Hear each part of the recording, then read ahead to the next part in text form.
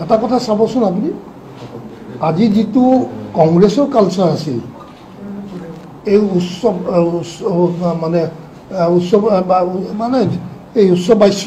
কৰা মানুহৰ যি এটা কংগ্ৰেছৰ বেয়া কালচাৰ আছিল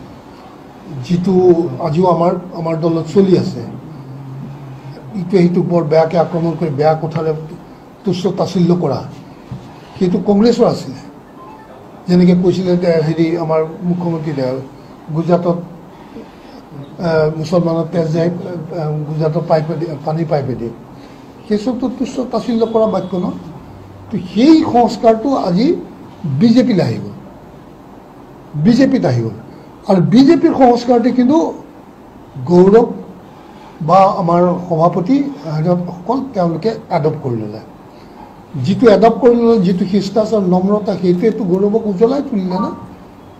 ৰাইজ তেওঁৰ পক্ষত আহি গ'ল না আৰু আমাৰ যিটো দম্ভালি মাৰা যিটো আমাৰ কংগ্ৰেছৰ যিটো সংস্কাৰ আছিল সেইটো সংস্কাৰ আমাৰ মাজত অহাৰ লগে আমাৰ পৰা মানুহ দূৰ হৈ গ'ল নহয় জানো কিমান নম্ৰতাত আহি তেওঁ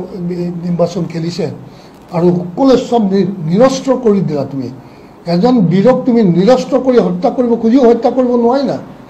এইটো তুমিতো জ্ঞান শিক্ষা ল'ব লাগে ন বীৰে বীৰক চিনি পাব লাগে ন তেওঁ এজন বীৰ মহাবীৰ মহাপ্ৰতাপী বীৰ তোমাতকৈ বহুত বেছি বীৰ ডাঙৰ বীৰ তুমি বীৰে বীৰক চিনি পাই না গুণীয়ে গুণীক চিনি পায় না তেওঁ সেইটো সম্ভাষণ জনাব লাগিছিল তেওঁ সেই অহংকাৰে গৌৰৱ গগৈক ডাউন নকৰে গৌৰৱ গগৈ ওপৰলৈ উঠাব কিন্তু তেওঁ ডাউন কৰি দিব তেওঁ সেই কথাষাৰ উপলব্ধি কৰি লৈছে সেইটো গৌৰৱ গগৈ উপলব্ধি কৰিলে কৰি পেলাই নিজক অত্যন্ত নম্ৰ ভদ্ৰ এজন ব্যক্তি হিচাপে